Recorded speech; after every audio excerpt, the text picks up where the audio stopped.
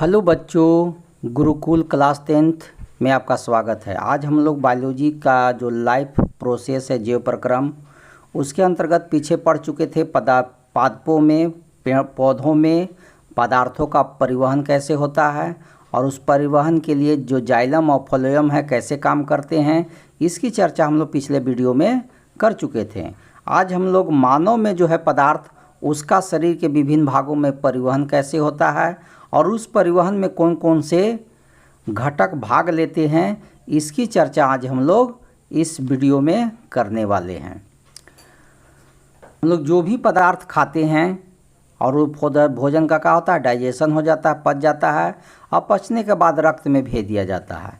और भेजने के बाद वो पदार्थ किस तरह से पूरे शरीर में पहुंचता है और उसमें कौन कौन से घटक भाग लेते हैं, इसकी विस्तृत चर्चा जो है हम लोग इस वीडियो के माध्यम से करने वाले हैं। और यह बहुत ही आसान टॉपिक है और इसमें से बहुत से ऐसे बातें हैं जिसकी चर्चा या इसके बारे में जानकारी आप पिछले क्लासों में भी कुछ जान चुके हैं। तो आइए इसके बारे में हम लोग विस्तृत रूप से समझते हैं। तो हम लोग टॉपिक है मानव में वहन परिसंचरण। परिवहन का मतलब होता है ढोना, पदार्थों का एक जगह से शरीर में दूसरे भागों तक पहुंचाना।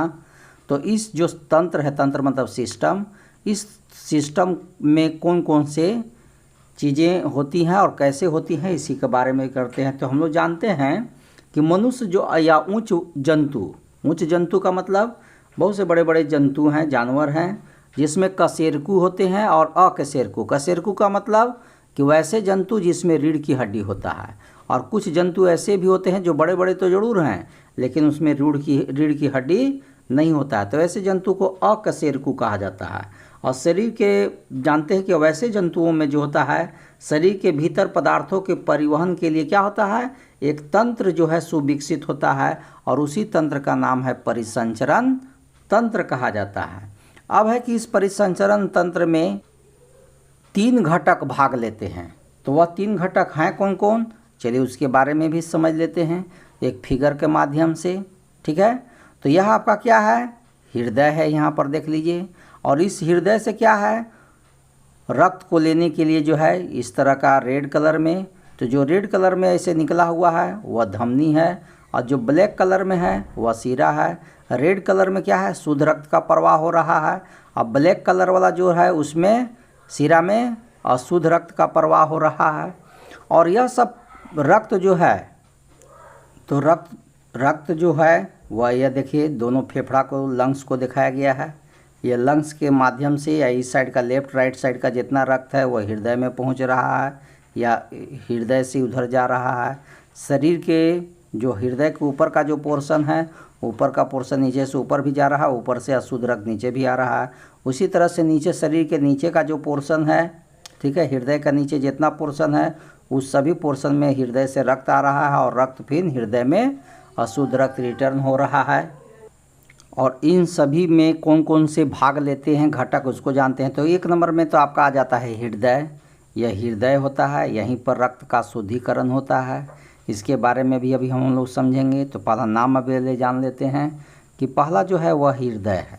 ठीक है, जहाँ अशुद्ध रक्त को शुद्ध किया जाता है, शरीर के विभिन्न भागों में भेजा जाता है। दूसरा जो घटक होता है, इसमें प्रवाहित होने वाला रक्त, खून। ठीक है, तो यह जो ब्लड है वह ब्लड इसका दूसरा घटक है। तीसरा घटक है कि रक्त को लेगने और शरीर के विभिन्न भागों में पहुंचाने वाला, जिसका नाम है धमनी। ठीक है, यह आपका तीसरा घटक है। और इसी के अंतर्गत एक और है जो अशुद्ध रक्त को शरीर के विभिन्न भागों से हृदय तक लाता है, इसका नाम है सीरा, जिसको भेन कहते हैं। ठीक है, और चौथा जो घटक है, यह जो देखिए जाल जैसा पतला पतला महीन जैसा ये भी एक तरह का नस ही है जो बहुत ही महीन है, शरीर के विभिन्न भागों में चारों तरफ फैला हुआ है। ठीक है, तो इसका नाम है केशिकाएँ, कैपिलरीज कहा जाता है अंग्रेजी में। ठीक है, तो यही आपको घटक के बारे में चर्चा करेंगे। तो चलिए अब हम लोग इसका जो 3 मेन रूप से घटक है, तीनों के बारे में समझ लेते हैं। शॉर्ट में अभी तुरंत समझा दिए हैं। तो इसमें जो है पहला है हृदय। हृदय के बारे में क्या कहता है कि मानव हृदय एक पंप की तरह काम करता है। पंप मतलब खींच करके शरीर, क्या होता है पंप का क्या काम है, पंप जो है नीचे से पानी को लेता है, फिर पानी को खेतों तक पहुंचा देता है। ठीक है, उसी तरह से हृदय जो है शरीर के विभिन्न भागों से अशुद्ध रक्त लेता है और ले करके फिर शुद्ध करके उसको शरीर के विभिन्न भागों में पहुंचा देता है। तो मानव हृदय जो है एक पंप की तरह कार्य करता है। यह शरीर के विभिन्न हिस्सों से कार्बन डाइऑक्साइड युक्त जो है रक्त प्राप्त करता है, मतलब अशुद्ध रक्त। ठीक है, जिसको डीऑक्सीजनेटेड ब्लड कहते हैं।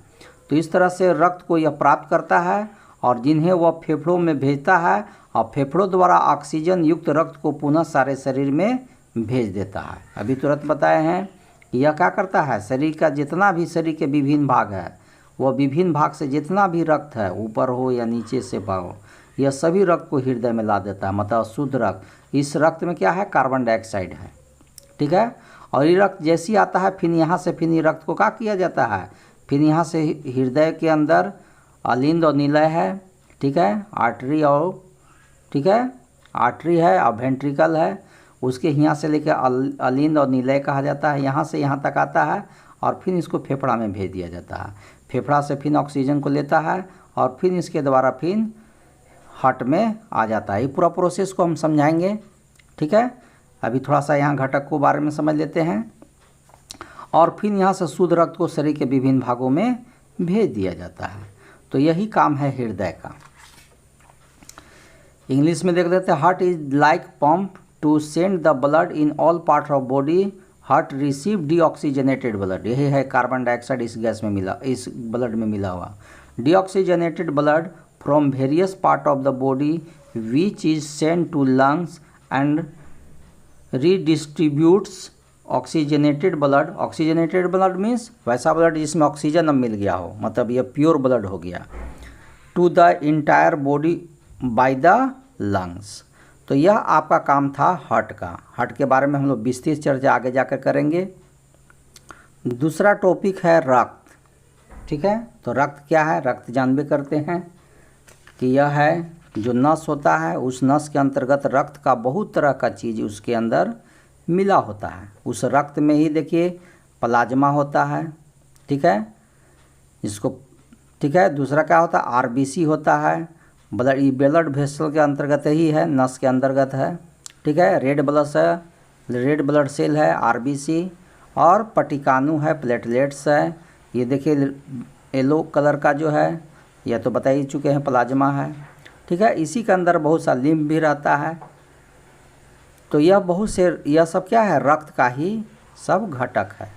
तो रक्त के बारे में है, तो रक्त क्या करता है कि रक्त एक तरल संयोजी ऊतक है जिसमें 4 घटक होते हैं। एक प्लाज्मा, अभी तुरंत दिखाए फिगर में कि यह प्लाज्मा है जो येलो कलर का है, लिक्विड लाइक का स्ट्रक्चर है। लिक्विड मतलब लिक्विड के फॉर्म में है, तो प्लाज्मा है। दूसरा आरबीसी है, यह आरबीसी है, रेड कलर का जो ये सब देख रहे हैं आरबीसी है। अगला डब्ल्यूबीसी है, यह जो ब्लू कलर में देख रहे हैं यही डब्ल्यूबीसी है। ऐसे वाइट कलर होता है, इससे वाइट ब्लड सेल का भी कहा गया। तो यह ब्लू कलर में हल्का हल्का जो देख रहा है वही है डब्ल्यूबीसी। और पटिकानु, यह आपका यही है पटिकानु, जिसको प्लेटलेट्स नाम लिखा हुआ है। यह पटिकानु है, रक्त को थक्का जमाने में ये हेल्प करता है। ठीक है, तो यह है। तो प्लाज्मा जो है, अब इसके अंदर जो ये प्लाज्मा है वह प्लाज्मा क्या है, द्रव के रूप में रहता है। और यह द्रव के रूप में इसका क्या काम है, तो भोजन, CO2, नाइट्रोजन युक्त जो उत्सर्जी पदार्थ होते हैं उसका यह परिवहन करता है। ठीक है, इसके वो यह जो लिक्विड वाला जो येलो कलर का देख रहे हैं यही पदार्थ जो है भोजन, कार्बन डाइऑक्साइड इस सबका परिवहन करने में हेल्प करता है। आरबीसी क्या करता है, तो आरबीसी हम लोग जानते हैं कि जो श्वसन गैस है ऑक्सीजन और कार्बन डाइऑक्साइड, ठीक है, और हार्मोन, इस सब को परिवहन में हेल्प करता है आरबीसी, रेड ब्लड सेल। ठीक है, लाल रक्त कणिका कहा जाता है इसको हिंदी में। उसके बाद डब्ल्यूबीसी क्या करता है, रोगों से लड़ने की शक्ति प्रदान करता है। हम लोग को कहूँ किसी जब पोर्शन पर कट जाता है और कुछ होता है तो उस बाहर का कोई कीटाणु उसके अंदर प्रवेश ना करे, उसको रोकने का काम यही डब्ल्यूबीसी करता है। तो डब्ल्यूबीसी रोगों से लड़ने की शक्ति प्रदान करता है।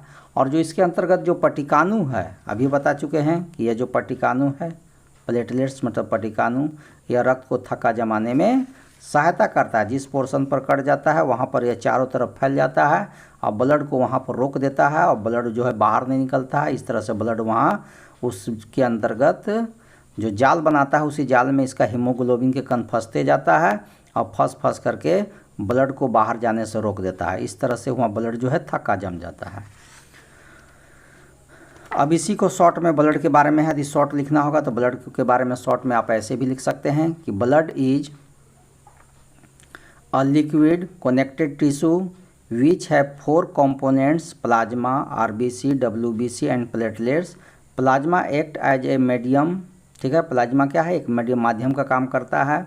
RBC carry oxygen and CO2 with the help of haemoglobin. Haemoglobin की अपेक्षा पिछला वीडियो में बता चुके हैं कि हीमोग्लोबिन ऑक्सीजन और कार्बन डाइऑक्साइड को कैसे लिखता है और शरीर में कैसे पहुंचाता है और फिर CO2 कैसे जाता है, इसके पिछला वीडियो में हम इसकी चर्चा कर चुके हैं। और WBC का क्या काम है, fight germs of disease. Platelets help in clotting of blood, रक्त को थक्का जमाने में हो गया। अब हम लोग अगला जो टॉपिक है वह है रक्त वाहिनियाँ, ठीक है। तो रक्त वाहिनियाँ में आपको बता चुके हैं कि रक्त वाहिनियाँ में 3 गो पोर्शन आता है। रक्त वाहिनी में क्या है, 3 पोर्शन है। एक है धमनी, दूसरा है सीरा और यह जो महीन है इसको कहा जाता है कैपिलरीज, केशिकाएँ। यही 3 गो मिल करके रक्त वाहिनियाँ ब्लड वेसल्स बनाते हैं। तो यह जो है यह वहन कोशिकाओं का एक जाल होता है, ठीक है। वहन कोशिका मतलब जो रक्त को ढोने वाला का जाल होता है, जिसमें होकर रक्त सारे शरीर में क्या करता है, बहता रहता है।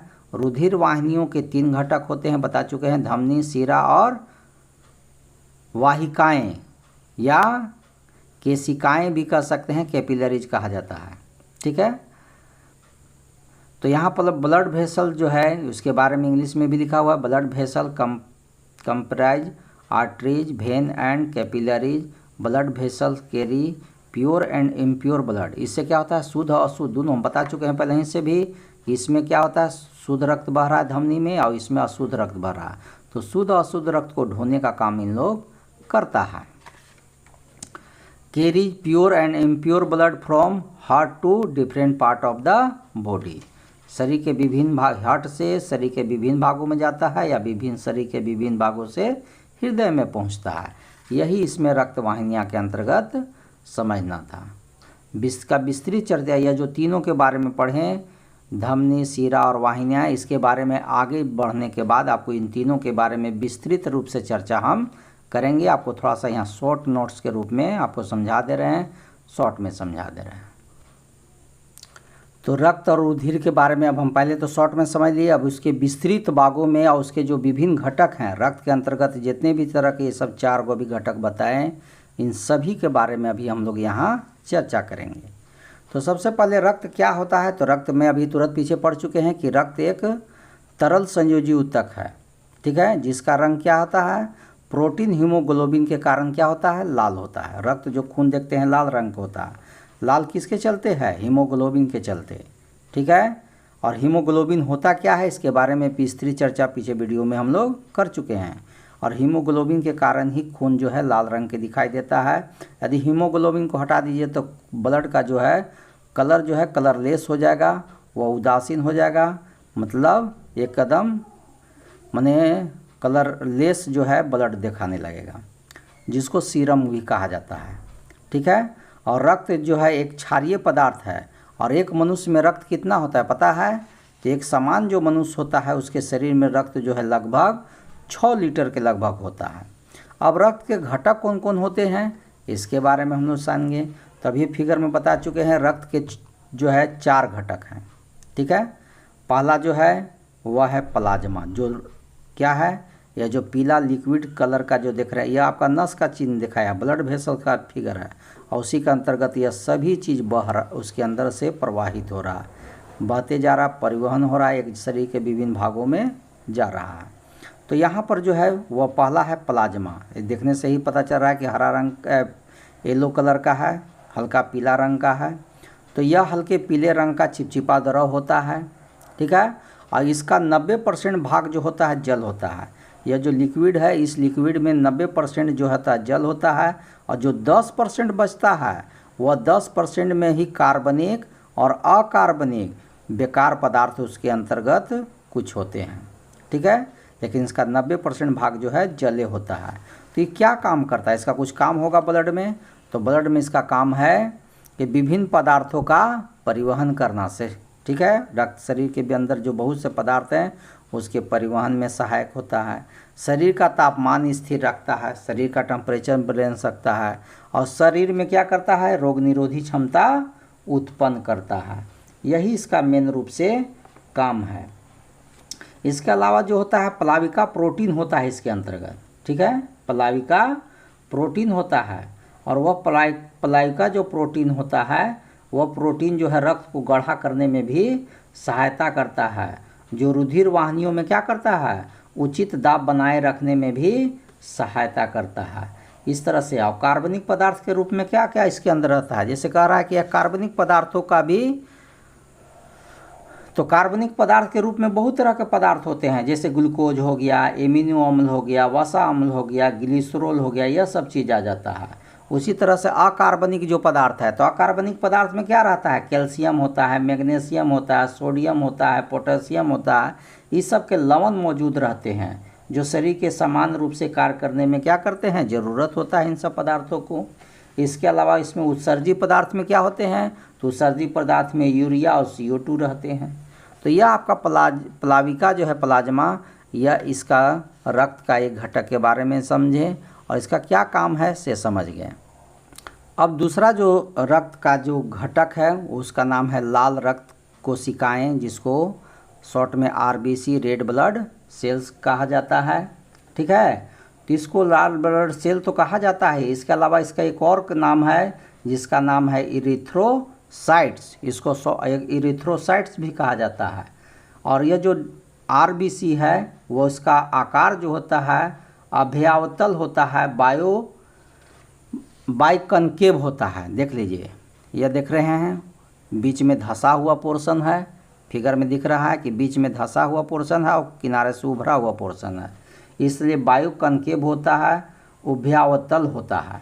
और एक स्वस्थ मनुष्य के शरीर में ये जो WBC है इसकी संख्या जो होता है वो 45 लाख से 50 लाख के लगभग होता है। ठीक है, एक स्वस्थ मनुष्य के शरीर में RBC की जो संख्या होता है 45 लाख से 50 लाख तक होती है। ठीक है, और इसका निर्माण कहाँ होता है? यह बनता कहाँ है? तो हड्डी के अंदर जो खून होता है, हड्डी देखे हैं, हड्डी देखे होंगे, हड्डी के अंदर में खोखला जो पोर्शन होता है, ठीक है, जो हड्डी देखे होंगे, मान लीजिए कि शरीर के अंदर हड्डी है और उस हड्डी के अंदर में ही लिक्विड पदार्थ रहता है। ठीक है, तो इसी के अंदर में होता है, इसी का नाम है लाल अस्थि मज्जा, रेड बोन मेरो। ठीक है, तो इसी के अंदर जो है RBC का, हड्डी के अंदर में ही RBC का निर्माण होता है। तो चलिए हम लोग समझ लेते हैं। RBC का रंग जो है लाल हीमोग्लोबिन के कारण होती है, इसका निर्माण लाल अस्थि मज्जा रेड ब्लड मेरो में होता है, और RBC में केंद्रक नहीं होता है। ठीक है, इसके अंदर न्यूक्लियस नहीं होता है, और इसका जीवन अवधि क्या होता है? 20 से 120 दिन होता है। तो 20 से 120 दिन तक जीवित रहता है। इसीलिए लोग जो हैं रक्त दान करते हैं, खून को दान करते हैं, क्योंकि यदि आप दान नहीं करिएगा तो ऐसे वह रक्त जो है 20 से 120 दिन के अंदर में डेड कर जाता है। तो इसीलिए आदमी रक्त दान करने से क्या होता है, उस रक्त का यूज भी हो जाता है और शरीर के लिए फ़ायदेमंद ही होता है। इससे रक्त के दान करने से किसी का जीवन भी बच जाता है। तो ऐसे भी कहा गया कि रक्तदान महादान होता है। तो चलिए 20 से 120 दिन तक इसका जीवन काल होता है RBC का। इसका क्या काम है? तभी तुरंत बताए थे कि इसका मेन काम है कि सांस लेने वाले जो गैस हैं, सांस में क्या होता है? ऑक्सीजन और कार्बन डाइऑक्साइड, उन गैसों के परिवहन में यह हेल्प करता है। यही इसका मेन काम है RBC का। और एक चीज़ हम लोग ये भी जानते हैं कि शरीर में जब खून की कमी हो जाता है, खास करके शरीर में हीमोग्लोबिन की कमी हो जाता है, तो हीमोग्लोबिन के चलते क्या होता है, शरीर जो है पीला पड़ने लगता है। तो उस बीमारी को क्या कहा जाता है? अरक्तता, जिसको अंग्रेजी में एनीमिया कहते हैं। तो खून की कमी से जो होने वाली बीमारी है उसका नाम है अरक्ता, एनीमिया। और जब हम क्या करते हैं, आयरन युक्त गोली खाते हैं या वैसे पदार्थ खाते हैं जिससे ब्लड बनता है, तो यह बीमारी से फिर हमको छुटकारा मिल जाता है। अगला जो श्वेत रक्त का जो घटक है उसका नाम है श्वेत रक्त कोशिकाएं, WBC, वाइट ब्लड सेल। ठीक है, और यह WBC इसलिए कहा गया क्योंकि इसका कोई कलर नहीं होता है, और कलर नहीं होने का कारण क्या है, हीमोग्लोबिन। तो हीमोग्लोबिन की अनुपस्थिति के कारण ही जो क्या होता है, इसका रंग जो है रंगहीन होता है। और इसमें जैसे RBC में केंद्रक नहीं था, लेकिन इसमें WBC में क्या होता है, केंद्रक होता है। ठीक है, और केंद्रक होने के कारण यह अमीबीय गति भी करता है। ठीक है, इसका जो गति है गति करने का जो है, जिस तरह से अमीबा गति करता है उसी तरह से ये भी गति करता है, इसलिए इसका नाम है अमीबीय गति। तो यह अमीबीय गति करता है, और इसका जो आकार साइज है वो RBC की अपेक्षा का होता है, काफ़ी बड़ी होती है। और इसका निर्माण कहाँ होता है WBC का, तो इसका निर्माण जो है अस्थि मज्जा, ठीक है, हड्डियों में, लिम्फ गांठों में, लिम्फ मतलब क्या हुआ, लसिका, लसिका का जो गांठ होता है उस गांठ में भी, और पलीहा, ठीक है, पलीहा में भी यह बनता है। तो इसका क्या काम है WBC, तो एक बारे में शॉर्ट में बता चुके हैं कि यह रोगाणुओं को खा जाती है, यह संक्रमण रोगों से शरीर की रक्षा करती है, मतलब यह रोगों से लड़ने की शरीर में क्षमता बढ़ाता है, और जो भी कीट रोगाणु होते हैं उसको नष्ट कर देता है। तो यही आपका है WBC के बारे में और इसका काम है। अब अगला जो टॉपिक आता है वह टॉपिक है पटिकाणु, प्लेटलेट। तो चौथा जो है रक्त का घटक उसका नाम है पटिकाणु, प्लेटलेट्स। ठीक है, और इसको बिंबाणु भी कहा जाता है, या थ्रोम्बोसाइट्स भी नाम है इसका, थ्रोम्बोसाइट्स भी या बिंबाणु भी नाम है। यह लाल रक्त जो RBC है उससे भी कुछ क्या होता है, बहुत छोटा होता है, और यह रंगहीन होता है।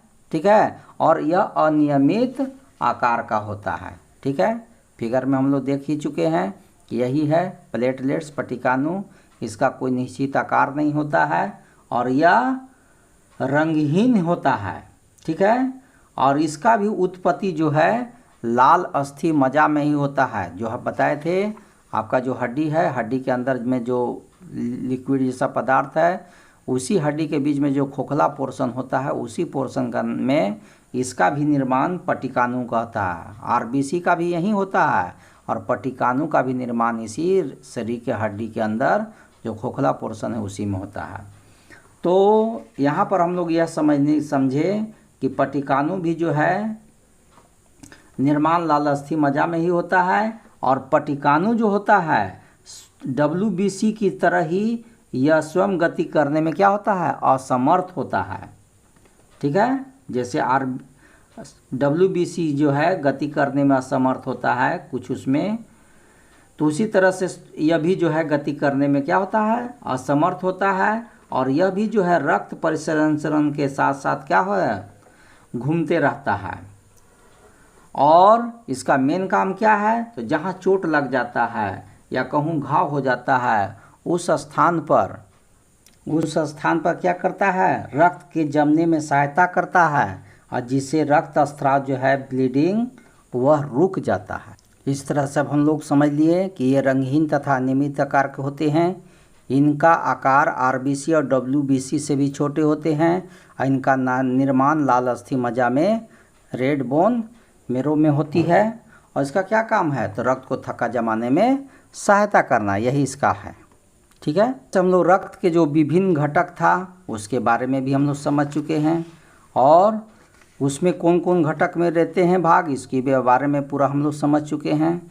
ठीक है, कि जो ब्लड वेसल्स है उसके में RBC है, WBC है, प्लाज्मा है, प्लेटलेट्स है, यह चार वो चीज़ है, और यह चारों चीज़ के बारे में हम लोग समझ चुके हैं। अब आगे हम लोग टॉपिक समझते हैं।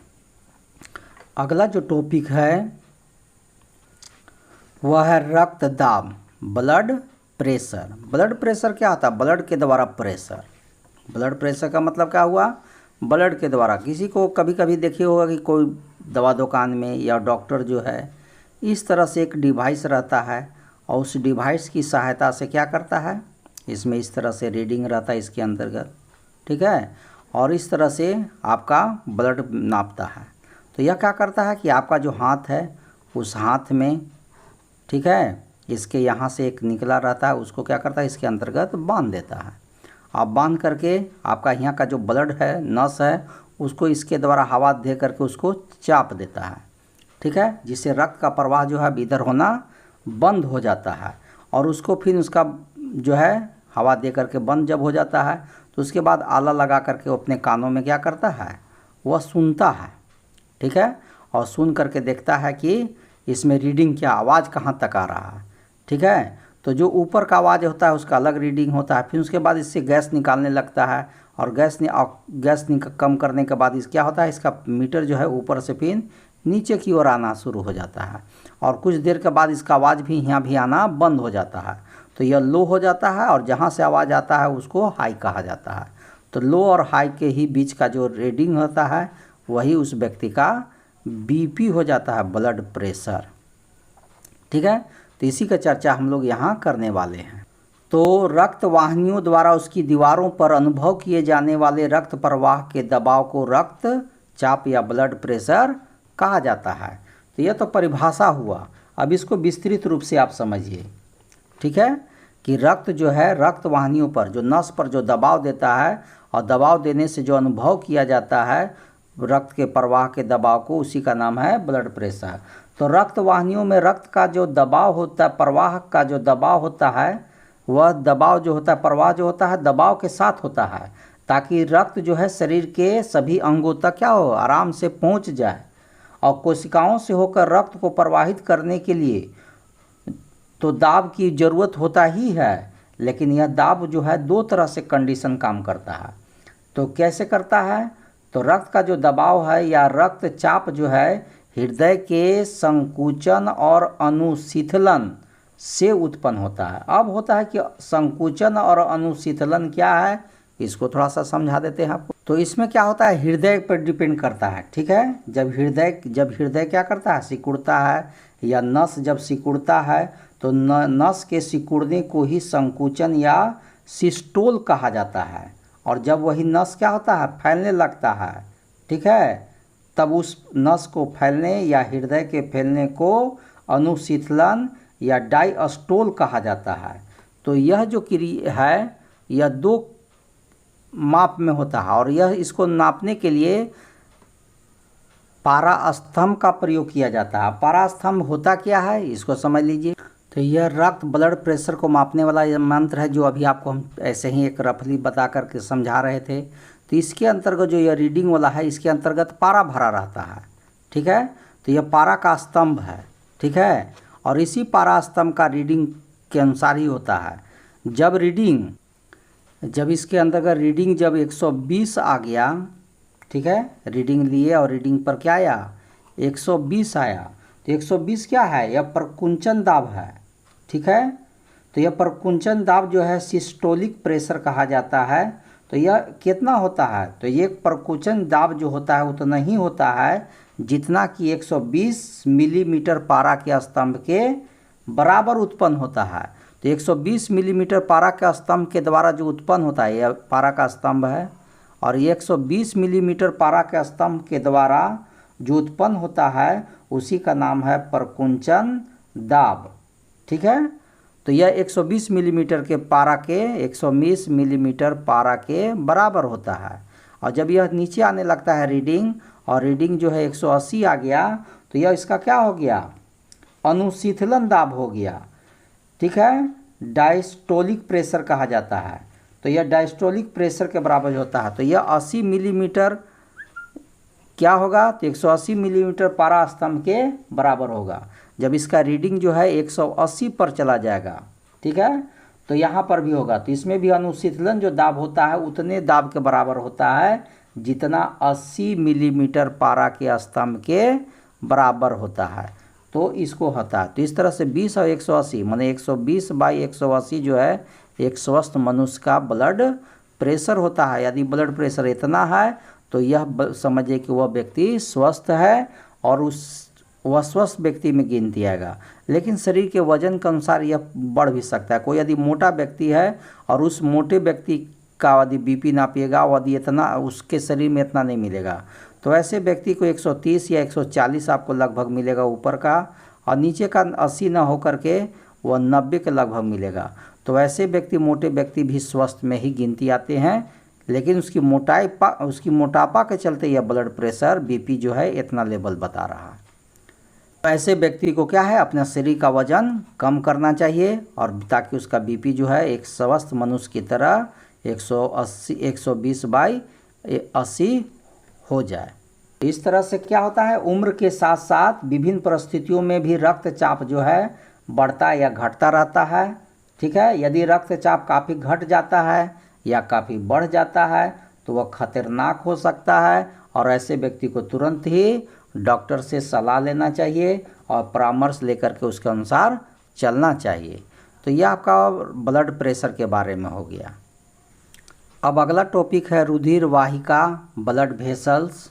ठीक है, तो रुधिर वाहिकाएँ जो होता है वह 3 प्रकार की होती है, जिसके बारे में हम लोग चर्चा जो है अभी कर चुके हैं।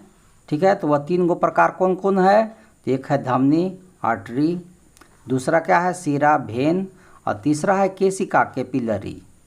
ठीक है, तो यह तीनों के बारे में हम लोग पढ़ेंगे और इसका डिफरेंस भी हम लोग जान रहे हैं। तो शॉर्ट में तो जानबे करते हैं, जो रेड कलर के है इसी रेड कलर का नाम है धमनी, आर्टरी। ठीक है, और यह जो ब्लू कलर के देख रहे हैं इसी का नाम है सीरा। ठीक है, तो यह इसे ब्लू कलर का सीरा, इसे खराब खून CO2 मिला हुआ खून इसमें प्रवाहित होता है, और रेड कलर में बता चुके धमनी है, इसमें ऑक्सीजन मिला हुआ खून प्रवाहित होता है, मतलब शुद्ध रक्त इसके अंतर्गत प्रवाहित होता है। अब तीसरा है जो आपका है वह केशिका। देखिए यह जो है महीन महीन शरीर के पूरे शरीर में महीन महीन जाल जैसा नस फैला हुआ है, और इसी ऐसे महीन जाल जैसे जो नस है इसी का नाम है केशिका, कैपिलरीज कहा गया है। तो यह तीनों के बारे में जो है हम लोग यहाँ पढ़ेंगे। यदि धमनी के बारे में लिखना है तो इसके बारे में इधर पोर्शन लिख दीजिएगा तो धमनी के बारे में हो जाएगा, सीरा वाला पोर्शन लिख दीजिएगा सीरा के बारे में होगा, केशिका के बाद लिखना है तो लिख दीजिए उसका हो जाएगा। और हम आपको यहाँ पर तीनों का डिफरेंस भी समझा दिए हैं, तभी हम लोग तुरंत समझ चुके हैं कि धमनी में क्या होता है। धमनी की दीवारें मोटी होती है, धमनी की जो दीवार होता है वह मोटा होता है, और सीरा की दीवार का होता है पतली होती है, और केशिका की जो दीवार होता है भी पतली होती है। मतलब धमनी का जो है दीवार मोटी होती है, मतलब इट है थिक वाल, और सीरा की दीवार पतली, मतलब इट है थिन वाल, और केशिका के भी दीवार बहुत पतला होता है क्योंकि यह बहुत महीन महीन संरचना होता है। ये इट हैज थिन वाल, इसमें भी थिन वाल होता है। दूसरा क्या डिफरेंस हो सकता है कि इसमें शुद्ध रक्त बहता है, pure blood flow from it, और इसमें क्या होता है सीरा में, इसमें अशुद्ध रक्त बहता है, माने इम्प्योर ब्लड या deoxygenated blood flow from it. और इसमें क्या होता है, इसमें तो शुद्ध अशुद्ध सब रक्त इसमें बहता है, तो शुद्ध अशुद्ध दोनों रक्त बहता है, प्योर इम्प्योर ब्लड फ्लो। तो यह आपका दूसरा डिफरेंस हो गया। तीसरा डिफरेंस क्या कहता है कि धमनी जो है हृदय से रक्त लेकर शरीर के विभिन्न भागों में पहुंचाता है।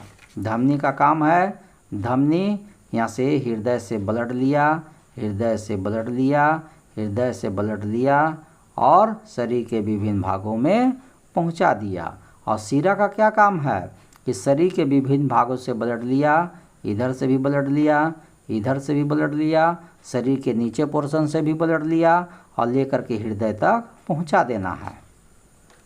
तो सीरा जो है ये क्या करता है, धमनी हृदय से रक्त लेकर शरीर के विभिन्न भागों में पहुंचाता है। मतलब क्या कहना चाहता है, it take blood from heart and distribute to all body organs. और इसमें सीरा में क्या होता है कि सीरा शरीर के विभिन्न भागों से रक्त लेकर हृदय में पहुंचाता है। It collect blood from body parts and transport to heart. और इसमें क्या होता है कि इसमें क्या होता है, रक्त का आदान प्रदान होता है। ठीक है, भोजन हो, गैस हो, रक्त हो, इसका यहाँ पर क्या होता है, यह इधर से उधर भेजने का काम केवल करता है। Exchange of food material, respiratory gases, blood, यही इसका काम है। चौथा डिफरेंस देख लीजिए, वाल्व नहीं होता। वाल्व मतलब इधर से रक्त तो जाएगा ठीक है। तो इसमें वाल्व नहीं होता है, नो कंटेन वाल्व, और इसमें वाल्व होता है। मतलब यह रक्त को तो शरीर के विभिन्न भागों से हृदय तक तो लेगा, लेकिन हृदय से इसके पीछे की ओर रिटर्न नहीं होगा, इसलिए इसमें वाल्व लगा होता है। जैसे फुटबॉल देखते हैं, हवा भर देते हैं, साइकिल में देखते हैं, ट्यूब में क्या करते हैं, हवा भर देते हैं, लेकिन हवा के वाल्व के चलते क्या होता है, ट्यूब से गैस जो है बाहर नहीं निकल पाता। उसी तरह से इसमें वाल्व होता है, इसमें नहीं होता है।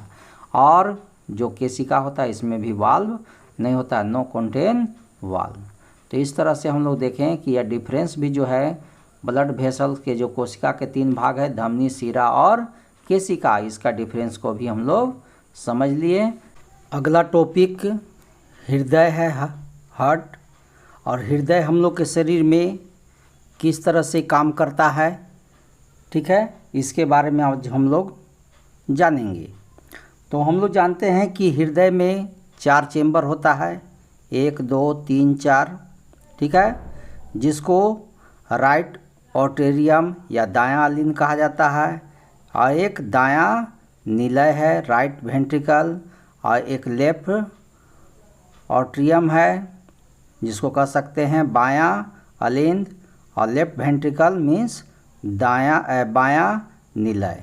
तो यह 4 चेंबर में खून, रक्त जो है किस तरह से आता है, और फिर यह हृदय किस तरह से शरीर के विभिन्न भागों में भेजता है, इसके बारे में हम लोग चर्चा करेंगे। और पहले भी थोड़ा सा शॉर्ट में पढ़ चुके हैं कि हृदय जो है ऑक्सीजन युक्त रक्त को, है ना, शरीर के विभिन्न भागों में भेजता है, और विऑक्सीजनित जो रक्त होता है वह शरीर के विभिन्न भागों में महाशिरा के द्वारा अंदर लाता है। और इस तरह से रक्त का शुद्धिकरण हृदय में होता है। लेकिन यह वर्क कैसे करता है, वर्किंग ऑफ हार्ट, ठीक है, इसको बारे में अब हम लोग समझते हैं। तो हम लोग जानते हैं कि हृदय क्या करता है, एक पंप की तरह काम करता है। पंप क्या करता है, खींचता है। जैसे पंप होता है जनरली, पंप सिंचाई के लिए, वह रक्त क्या होता है, नीचे से कुआं से, बोरिंग से जल को बाहर निकालता है, खींचता है, और खींच करके खेतों तक पहुंचा देता है। तो उसी तरह से यह पंप की तरह यह भी करता है, शरीर के विभिन्न भागों से खून को लेता है, ठीक है, और ले करके यहाँ शुद्धि करके फिर शरीर के विभिन्न भागों में भेज देता है। तो इस तरह से कह सकते हैं कि हृदय जो है एक पंप की तरह कार्य करता है। और इसकी पेशियाँ जो होता है, इसकी पेशियाँ क्या होता है, हृदय पेशी होती, कार्डिक मसल्स का ही बना होता है। इसलिए इसकी हृदय जो पेशियाँ होता है सिकुड़ कर रक्त को भेजती है, और संकुचित होकर रक्त को अपने अंदर खींच लेती है।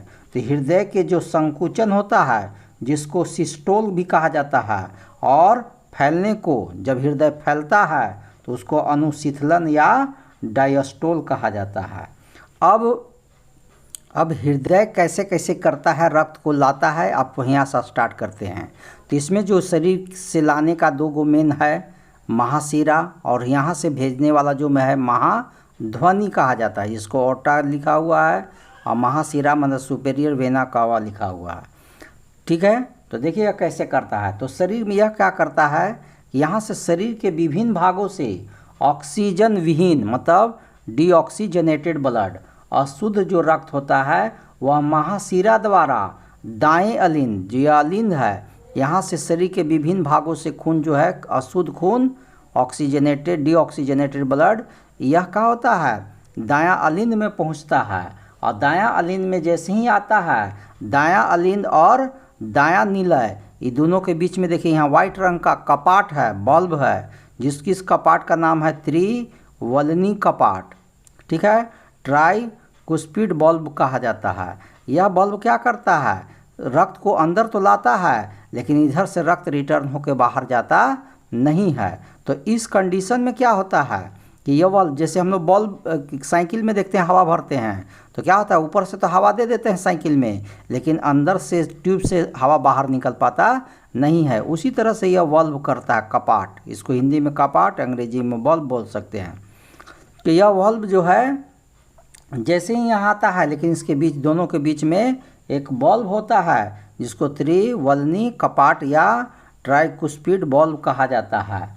और यह दाएं अलिंद का रक्त इस कपाट से होकर दाएं निलय में आ जाता है। यहाँ से रक्त जो है इससे होकर के यहाँ आ जाता है। और दाएं निलय का संबंध और यह जो है दायां निलय, इसका संबंध देखिए इससे होता है, पल्मरी आर्टरी से, ठीक है, जिसको फुफ्फुस धमनी कहा जाता है। इसका नाम क्या है जो आप देख रहे हैं, यह इस वाला का नाम है फुफ्फुस धमनी, जो यहाँ से खून को लेता है और लेकर के फेफड़ा में भेज देता है, ठीक है। और जैसे ही फेफड़ा में जाता है, वहाँ इस रक्त में क्या होता है, इस रक्त में कार्बन डाइऑक्साइड रहता है। वहाँ जाने के बाद हीमोग्लोबिन अलग फेफड़ा में, इसके माध्यम से फेफड़ा में पहुँच जाता है, और फेफड़ा में जाने के बाद कार्बन डाइऑक्साइड अलग हो जाता है, हीमोग्लोबिन अलग हो जाता है। और फेफड़े के अंदर क्या होता है, कूपिका होता है, और उसी कूपिका में क्या होता है, जिसको एल्वोली कहा गया है। बैलून लाइक का स्ट्रक्चर दिखा चुके थे पिछला वीडियो में। और वहीं पर से रक्त को लेकर के ऑक्सीजनित रक्त जो है, ऑक्सीजन उस रक्त के साथ मिल जाता है, और मिलने के बाद फिर फेफड़ा से होते हुए यहाँ देखिए पल्मरी वेन में आ जाता है। और जैसे ही रक्त पल्मरी वेन मीन्स क्या कह सकते हैं, पल्मरी जिसमें ऑक्सीजन युक्त रक्त है, तो यह ऑक्सीजन युक्त रक्त जो है पल्मरी वेन मतलब फुफ्फुस शिरा, इसको हिंदी में फुफ्फुस शिरा कहा जाता है। फुफ्फुस शिरा से होते हुए यह जो लेफ्ट ऑट्रियम है, जिसको बायां अलिंद कहा गया है, इस बायां अलिंद में ऐसे के माध्यम से यहाँ से बायां अलिंद में आ जाता है। और बायां अलिंद में जब आ जाता है तो यहाँ पर भी देखिए व्हाइट रंग का कपाट है। इस कपाट का नाम है बाइकुस्पिड बल्ब या द्विवल्नी कपाट कहा जाता है। और जैसे ही यह यहाँ होता है, उसके बाद यहाँ से कपाट के माध्यम से ऑक्सीजन युक्त, इसमें जो आ रहा है रक्त वो ऑक्सीजन युक्त है, तो बाएं अलिंद का जो ऑक्सीजन युक्त रक्त है वह रक्त कपाट खोल करके बायां निलय में पहुंच जाता है। अब बाएं निलय का जो संबंध होता है, यहाँ देखिए इससे होता है, यह जो रेड कलर में दिखा रहा है, इससे होते हुए जिसको महाधमनी कहा गया है, इसका जो है बायां निलय का संबंध जो है महाधमनी से होता है। और महाधमनी से होते हुए ऑक्सीजन युक्त जो रक्त है, इस महाधमनी से होते हुए ओर्टा जिसको नाम है, इस होते हुए शरीर के विभिन्न भागों में भेज दिया जाता है। तो इस तरह से रक्त का परिसंचरण जो है इन 4 चैम्बरों से एक लयबद्ध तरीका से होता है। इस प्रकार देखते हैं कि हृदय में, ठीक है, हृदय में एक प्रकुंचन होता है, एक बार सिकुड़ता है और एक बार फैलता है। तो इससे क्या होता है, हृदय धड़कन का निर्माण होता है, जिसको हार्ट बीट कहते हैं। कोई भी डॉक्टर देखेंगे कि कोई भी जो है डॉक्टर आला लगा करके, आला को क्या कहते हैं, स्टेथोस्कोप कहा जाता है, वो मरीज के है ना हृदय के पास रखता है और रख करके उसकी आवाज़ को सुनता है। तो आला से कैसा आवाज़ निकलता होगा, आप अनुमान लगाइए कैसा आवाज़ निकल रहा होगा। तो आप देखिएगा कि वहाँ पर जब आला लगाता है डॉक्टर, तो लब डब की आवाज़ सुनाई देता है। तो लब की जो आवाज़ होता है अनुशीतलन अवस्था में होता है, और डब की जो आवाज़ होता है वह प्रकुंचन अवस्था में होता है। और इस तरह से एक स्वस्थ जो मनुष्य होता है, उसका जब विराम अवस्था में, वह समान अवस्था में रहता है, तब उसके हृदय की धड़कन जो होता है 1 मिनट में 70 बार होता है। लेकिन जब व्यक्ति कड़ी मेहनत करता है या कसरत करता है, तो उस समय उसका हृदय की धड़कन क्या होता है, बढ़ जाता है। और इस तरह से 1 मिनट में उसका हृदय 150 से 180 बार धड़कता है। तो इस तरह से धड़कन माने हार्ट बीटिंग का जो रेट है वह कसरत और मेहनत के समय बढ़ जाता है। तो हृदय के बारे में समझ गए कि शरीर में हृदय खून जो है कैसे लेता है, और इन लोग एक सिस्टमेटिक लयबद्ध तरीका से काम करता है। पहले इधर का काम होता है, तब इधर का काम होता है। इस तरह से चारों चैम्बर जो है आपस में तालमेल बना करके रक्त का शुद्धिकरण करता है और शरीर के विभिन्न भागों में भेजने का काम करता है। अगला टॉपिक है लसिका। लसिका क्या होता है और यह हम लोग के शरीर में किस तरह का काम करता है, इसके बारे में हम लोग समझेंगे। तो मानव शरीर में लसिका, देखिए तंत्रिका तंत्र होता है, उसी तरह से अंदर में शरीर में लसिका होता है। यह भी जिस तरह से रक्त वाहिनियाँ होता है, रक्त को शरीर के विभिन्न भागों में ढोने का काम करता है, उसी तरह से इसके अंदर शरीर के ही अंदर में क्या है, उसी के पैरेलल में जो धमनी है और सीरा है उसी के पैरेलल में यह लसिका जो है हम लोग के शरीर में इस तरह से जाल के रूप में फैला रहता है। ठीक है, और यह शरीर में को रक्षा प्रदान करने में, शरीर को रक्षा देने में, संक्रमण से बचाने में हेल्प करता है। तो इसके बारे में हम लोग अभी विस्तृत रूप से चर्चा करेंगे। तो यह आपको केवल फिगर के माध्यम से यह दिखाना चाह रहे थे कि लसिका होता क्या है और शरीर में किस तरह से यह फैला रहता है, इसके बारे में केवल आपको हम समझा रहे थे। तो हम लोग जानते हैं कि लसिका जो है यह हल्के पीले रंग का द्रव होता है और यह प्लाज्मा प्रोटीन और रक्त कोशिकाओं से बना एक प्रकार का संवहन तरल है जो ऊतकों के बीच में एकत्र होता है। ये लसिका कोशिकाएं मिलकर लसिका वाहिनियाँ बनाती हैं। ठीक है, बहुत से लसिका कोशिकाएं जब मिल जाता है तो लसिका वाहिनियाँ बनाती हैं, जो फिगर में अभी हम लोग देख चुके थे, यही लसिका वाहिनियाँ हैं। ठीक है, यह बायां लसिका वाहिनियाँ है और उसी तरह से इधर वाला जो होगा वह दायां लसिका वाहिनियाँ है। देखिए दायां लसिका वाहिनियाँ हैं। तो इस तरह से बहुत से कोशिकाएं मिल जाता है तो लसिका वाहिनियाँ का निर्माण करते हैं। और इसी में लसिका, देखिए यहाँ जो गोला गोला छोटा छोटा जो गोल गोल दिखा रहा है संरचना, इसका नाम है लसिका गांठ। और लसिका ग्रंथियाँ और लसिका गांठें जो अभी तुरंत फिगर में दिखाए हैं, लसिका ग्रंथियाँ और लसिका गांठें लसिका वाहिनियों से जुड़ी होती है और लसिका में लसिकाणु नामक रक्षी कोशिकाएं होती हैं और यही रक्षी कोशिकाएं जो है रक्षा करने का काम करती है, संक्रमण से भी यह बचाने में सहायता करती है। अब लिम्फ, अब इंग्लिश में देख लीजिए कि lymph is colourless due to absence of haemoglobin. इसमें haemoglobin, the plasma protein and colourless fluid accumulated in the intermolecular space. दो कोशिकाओं के बीच में जो स्पेस होता है उसी का नाम है इंटरमोलिकुलर स्पेस। जैसे कोशिका है, फिर कोशिका है, ई कोशिका है, ई कोशिका है, तो ये बीच में जो गैपिंग हो रहा है, यह जो बीच में गैपिंग हो गया, इसी गैपिंग को कहा जाता है इंटरमोलिकुलर स्पेस।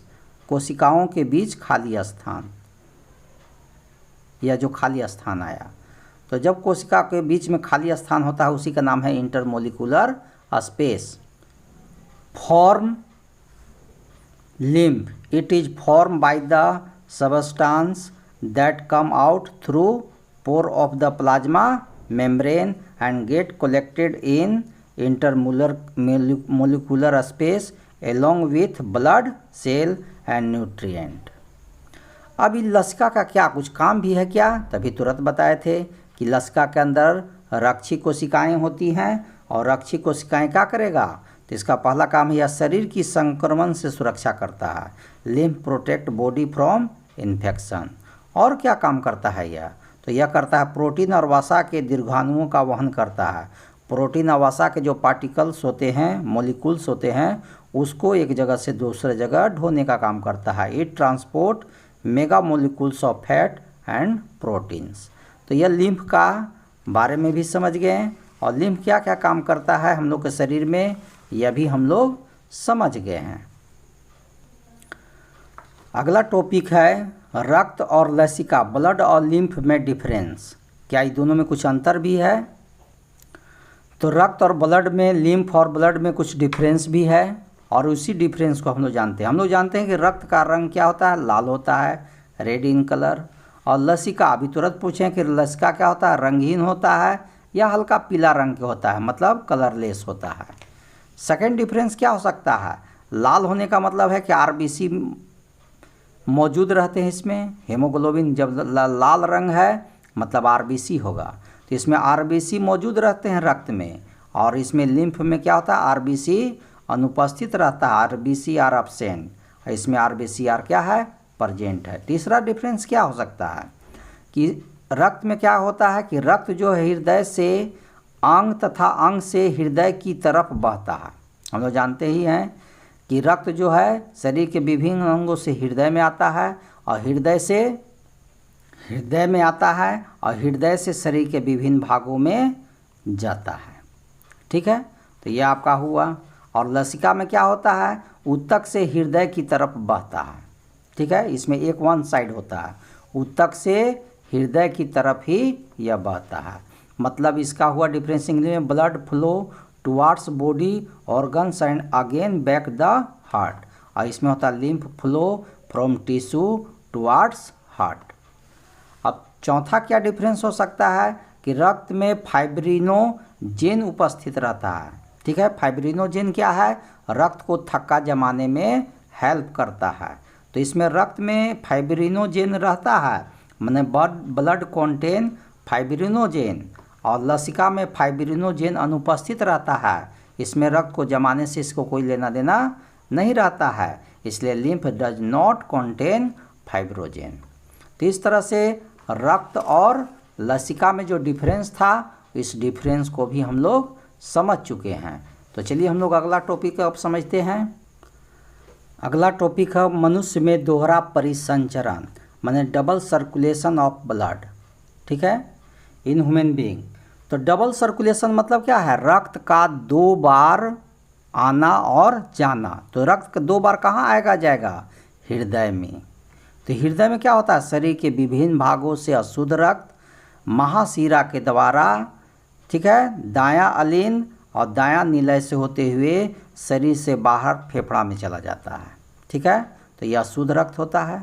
और फिर ऑक्सीजन युक्त रक्त वहाँ से होते हुए फिर या पल्मरी वेन से होते हुए फिर रक्त में आता है, और फिर ऑक्सीजन युक्त रक्त जो है इससे होते हुए फिर महाधमनी के द्वारा शरीर के विभिन्न भागों में पहुँच जाता है।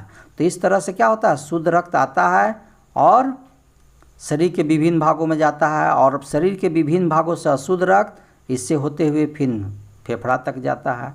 तो यहाँ रक्त जो है 2 बार आता है हृदय में।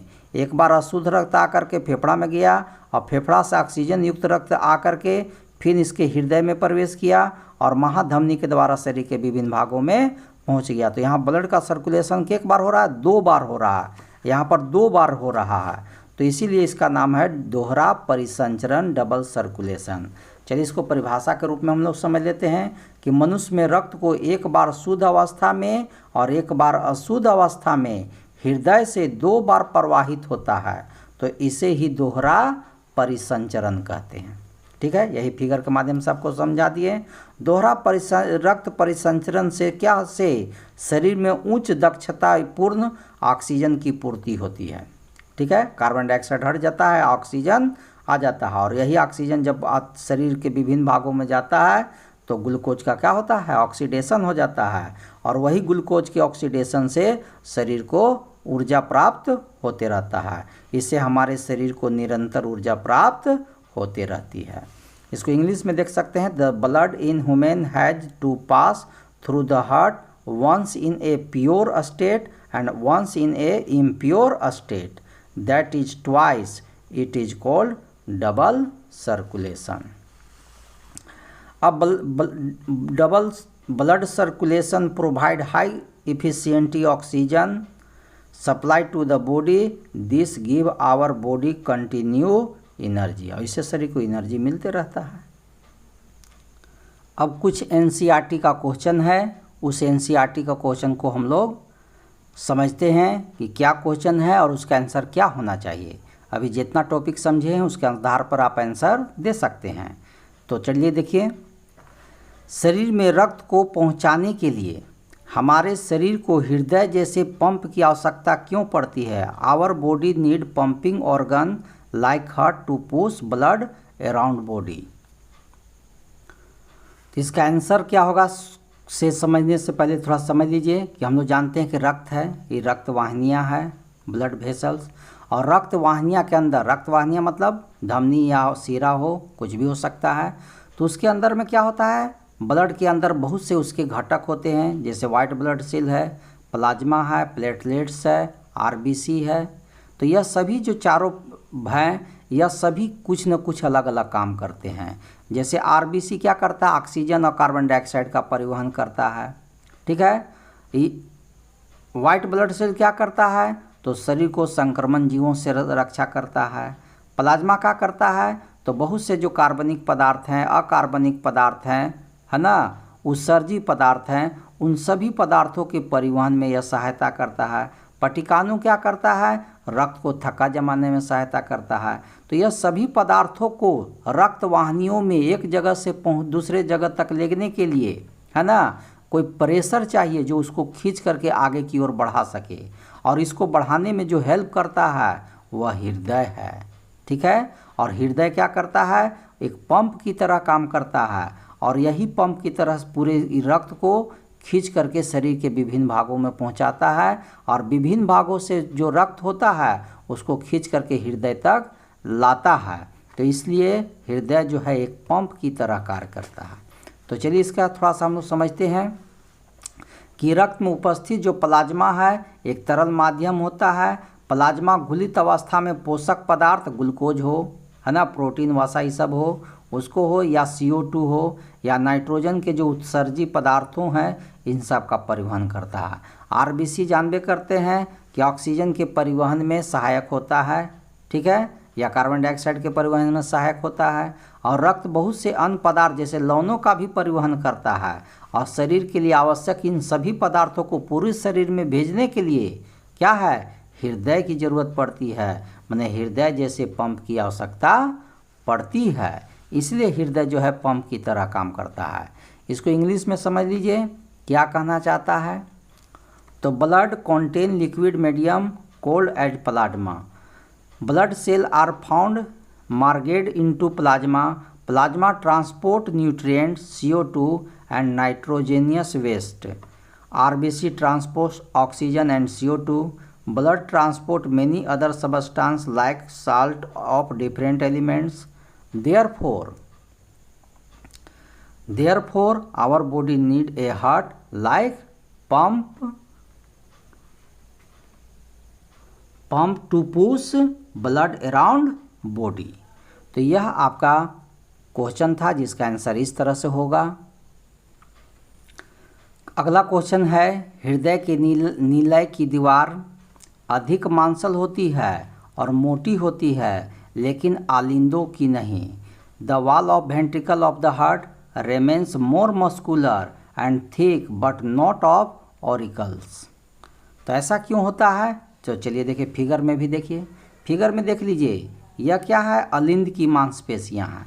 ठीक है, तो अलिंद की मांसपेशियां क्या है, पतली है, लेकिन जैसे ही नीचे आइएगा इसकी मांसपेशियां क्या हो जाता है, मोटी हो जाता है।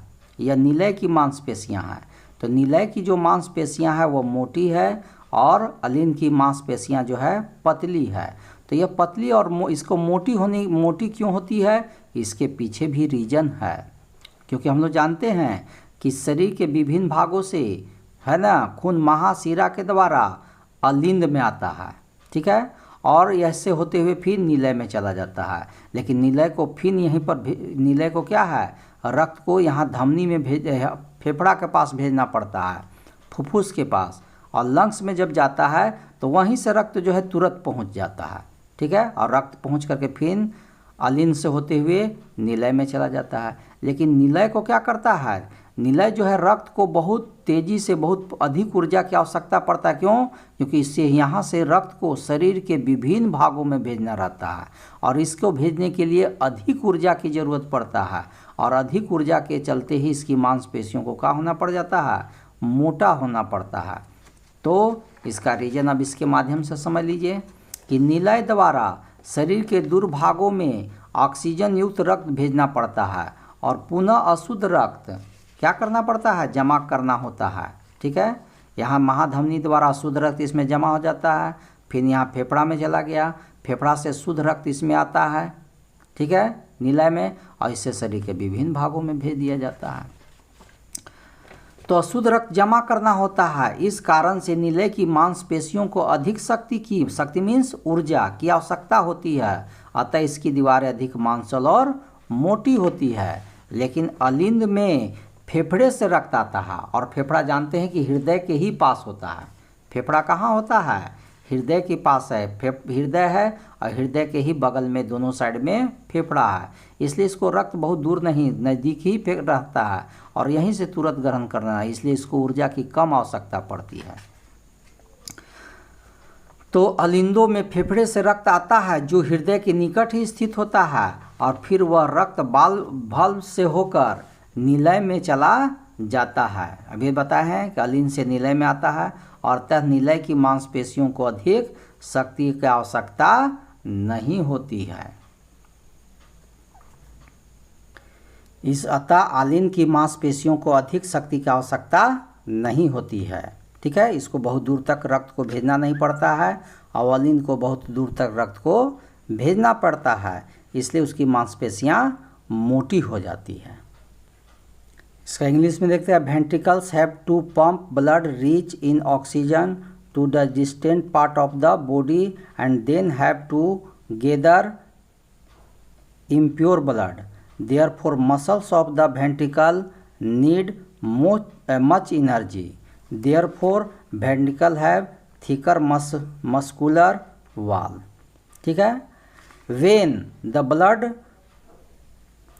comes in ventricles from lungs which is near to the heart, again the blood goes back to ventricles through valve. Therefore, the muscles does not need much energy. ठीक है, क्योंकि ये बगल में होने के चलते इसको अधिक एनर्जी की ज़रूरत नहीं पड़ता है, इसलिए इसकी मांसपेशियां पतली ही होती हैं। एनसीईआरटी का एक और प्रश्न है, देख लीजिए। स्तनधारियों तथा पक्षियों में ऑक्सीजनित तथा विऑक्सीजनित रुधिर को अलग करना क्यों आवश्यक है? ऑक्सीजनित मतलब ब्लड में ऑक्सीजन युक्त रक्त और विऑक्सीजनेट मतलब रक्त में CO2 मिला हुआ रक्त। ये दोनों को अलग करना क्यों जरूरी होता है? Necessary to separate oxygenated and deoxygenated blood. तो ऐसी ज़रूरत क्यों पड़ती है हम लोग समझते हैं। तो हम लोग जानते हैं कि जो स्तनधारी या पक्षी हैं, ऐसे जीवों को क्या होता है, अधिक ऊर्जा की आवश्यकता होती है। और अधिक ऊर्जा कब मिलेगा? जब कोशिकाओं को अधिक ऑक्सीजन की पूर्ति होगा, और अधिक ऑक्सीजन की जब पूर्ति होगा तो ग्लूकोज का ऑक्सीडेशन होगा, और ग्लूकोज के ऑक्सीडेशन होने से क्या होगा, अधिक ऊर्जा का निर्माण होगा, और इस तरह से अधिक ऊर्जा की उत्पत्ति होगी। और यह तभी संभव है जब ऑक्सीजनित रक्त जो है कोशिकाओं तक आसानी से पहुंच जाए। लेकिन यदि ऑक्सीजनित और विऑक्सीजनित माने ऑक्सीजनेटेड और डीऑक्सीजनेटेड दोनों तरह के ब्लड जब एक साथ ही मिल जाएगा तो मिलने से क्या होगा कि यह जो ऑक्सीजन पहुंचने की जो प्रक्रिया है यह पूरा धीमा हो जाएगा। और जब धीमा हो जाएगा तो जितना मात्रा में ऑक्सीजन चाहिए उतना मात्रा में ऑक्सीजन प्राप्त नहीं हो पाएगा, और उस स्थिति में ऊर्जा का उत्पादन कम हो जाएगा। और जब ऊर्जा का उत्पादन कम होगा तो शरीर जो है सुस्त और शिथिल होना शुरू हो जाएगा। तो इसीलिए जो है दोनों तरह के पदार्थों को ऑक्सीजनेटेड रक्त हो या डीऑक्सीजनेटेड रक्त हो, दोनों को अलग करना बहुत ही ज़रूरी होता है। तो चलिए इसका नोट्स जो हम लोग है उसके अनुसार देखते हैं क्या लिखा हुआ है। तो स्तनधारियों और पक्षियों को अधिक ऊर्जा की आवश्यकता होती है। इसके लिए यह जरूरी है कि ऑक्सीजन को उचित मात्रा कोशिकाओं को नियमित रूप से मिलती रहे ताकि भोजन का पूर्ण रूप से ऑक्सीकरण हो सके तथा अधिकतम ऊर्जा उत्पन्न हो सके। अगर ऑक्सीजनित तथा विऑक्सीजनित रुधिर मिश्रित होंगे, एक साथ ही मिला दिया जाएगा तो संपूर्ण प्रक्रिया क्या हो जाएगा, अत्यंत धीमा हो जाएगी, और यह शरीर के सभी भागों को आवश्यक मात्रा में शुद्ध ऑक्सीजन की आपूर्ति सुनिश्चित करने के लिए माने सुनिश्चित नहीं हो पाएगा। इसलिए शुद्ध ऑक्सीजन की आपूर्ति सुनिश्चित करने के लिए ऑक्सीजनेटेड और विऑक्सीजनित रुधिर दोनों को अलग करना आवश्यक है। ठीक है, चलिए इसको हम लोग थोड़ा सा इंग्लिश में भी थोड़ा सा समझ लेते हैं। इसी चीज़ को लिखा हुआ है, mammals and birds need constant supply of energy which is maintain by constant supply of oxygen. This can be brought about by oxygenated blood only. If the oxygenated and deoxygenated blood will be mixed, the whole process will be very slow.